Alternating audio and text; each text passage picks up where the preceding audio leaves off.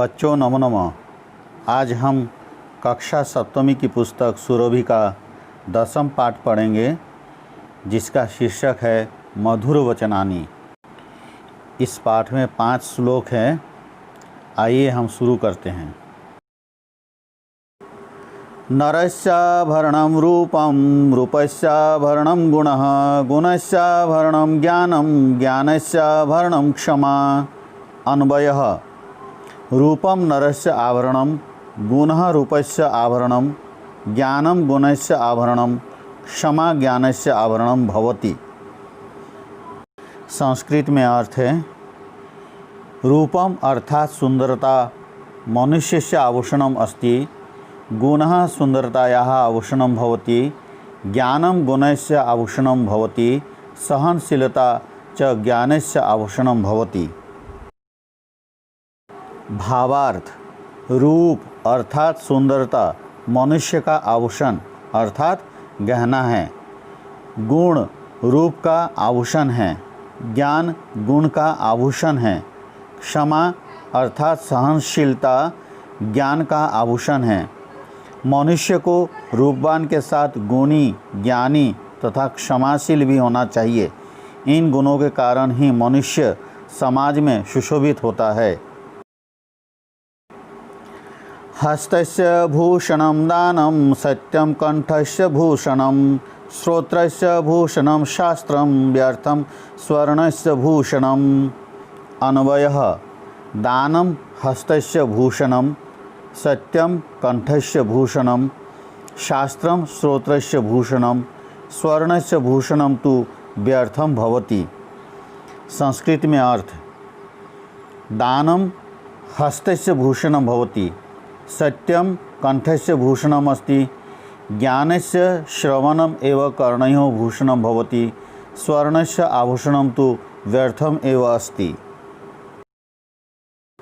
भावार्थ दान हाथ का आभूषण होता है, सत्य वचन कंठ का आभूषण होता है, शास्त्रों का श्रवण अर्थात सुनना ही कानों का आभूषण है, सोने का आभूषण तो व्यर्थ ही है अर्थात दानी सत्यवादी तथा ज्ञानी के लिए सोने का आभूषण तो व्यर्थ ही है।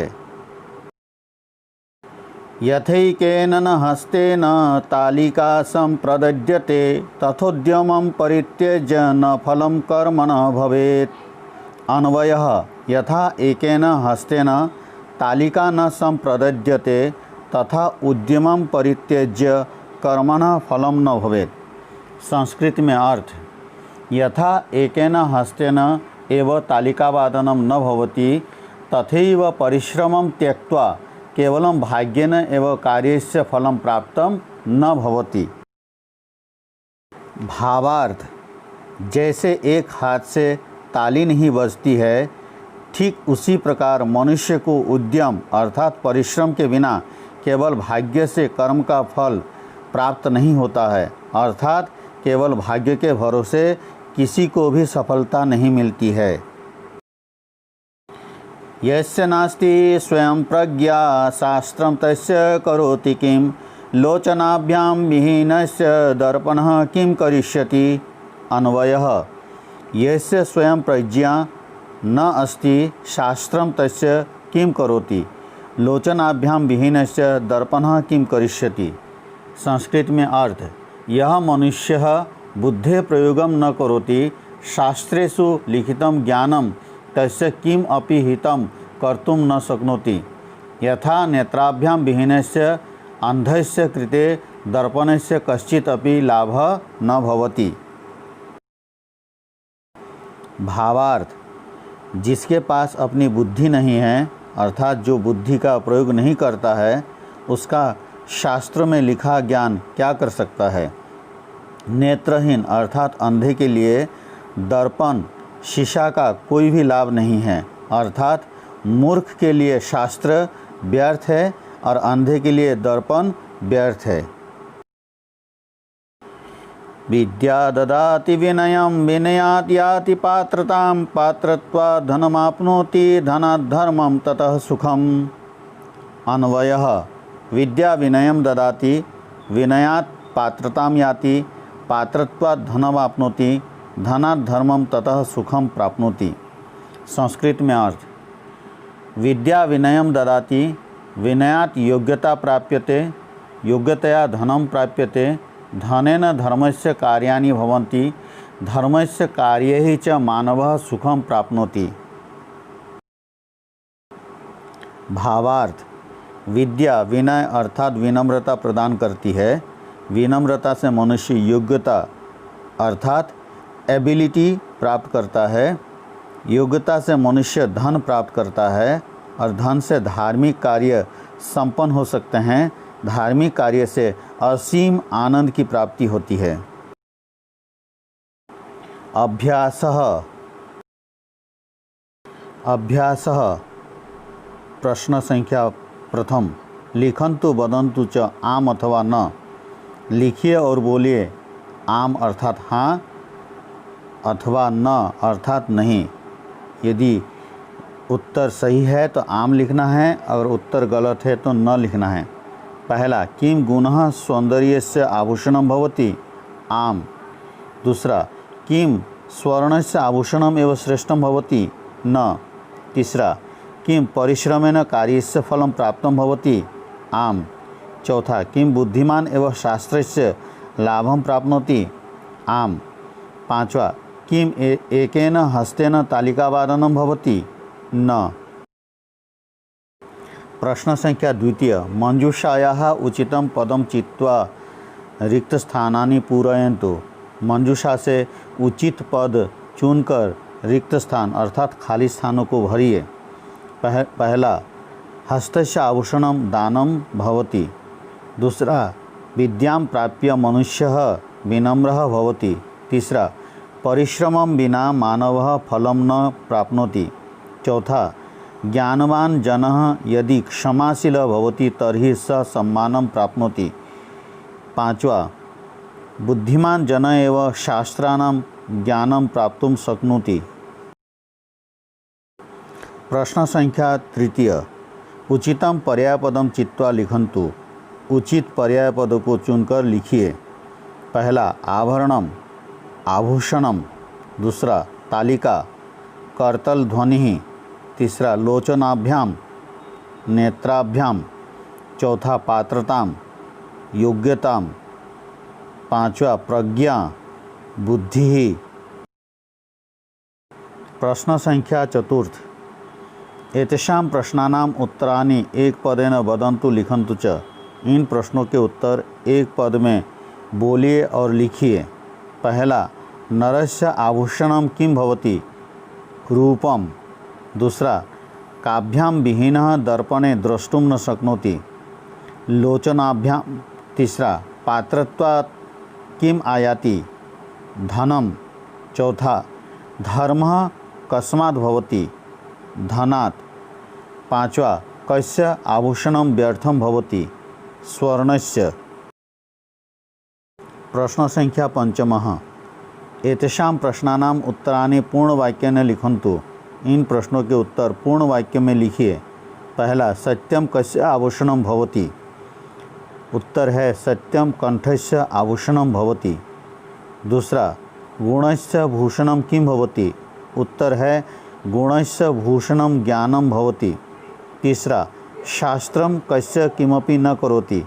उत्तर है यस्य नास्ति स्वयं प्रज्ञा शास्त्रम तस्य किमपि न करोति। चौथा, सुखम कस्मात् प्राप्यते। उत्तर है सुखम धर्मात् प्राप्यते। पांचवा, मनुष्य परिश्रमं विना कार्यस्य किं न प्राप्नोति। उत्तर है मनुष्य परिश्रमं विना कार्यस्य फलं न प्राप्नोति। प्रश्नः षष्ठः, स्थूलपदम् आधृत्य प्रश्न निर्माणं कुर्वन्तु। मोटे पदों को आधार मानकर प्रश्न निर्माण कीजिए। पहला, धनेन धर्मस्य कार्याणि भवन्ति। यहाँ धनेन है इसलिए हम यहाँ पर केन का प्रयोग करेंगे और केन धर्मस्य कार्याणि भवन्ति। दूसरा, केवलं भाग्येन एव कार्यस्य फलं प्राप्तं न भवति। यहाँ कार्यस्य दिया हुआ है मोटे अक्षरों में, इसलिए हम उसको आधार मान करके कस्य का प्रयोग करेंगे। केवलम भाग्येन एव कस्य फलं प्राप्तं न भवति। तीसरा, ज्ञानम श्रोत्रस्य आभूषणम भवति। यहाँ ज्ञानम मोटे अक्षरों में है, इसको आधार मान करके हम किम लिखेंगे, किम श्रोत्रस्य आभूषणम भवति। चौथा, नेत्राभ्याम विहीनः दर्पणम द्रष्टुम न शक्नोति। यहाँ दर्पणम शब्द मोटे अक्षरों वाला है, इसलिए हम यहाँ पर प्रश्नवाचक शब्द का प्रयोग करेंगे, नेत्राभ्याम विहीनः किम द्रष्टुम न शक्नोति। पाँचवा, रूपस्य आभूषणम गुणः भवति। यहाँ पर गुणः मोटे अक्षरों वाला शब्द है, इसलिए हम यहाँ पर कः शब्द का प्रयोग करेंगे, रूपस्य आभूषणम कः भवति। प्रश्न सप्तमः, श्लोकात् उचितं पदं चित्वा रिक्त स्थानानि पूरयन्तु। श्लोक से उचित शब्द चुनकर रिक्त स्थानों को भरिए।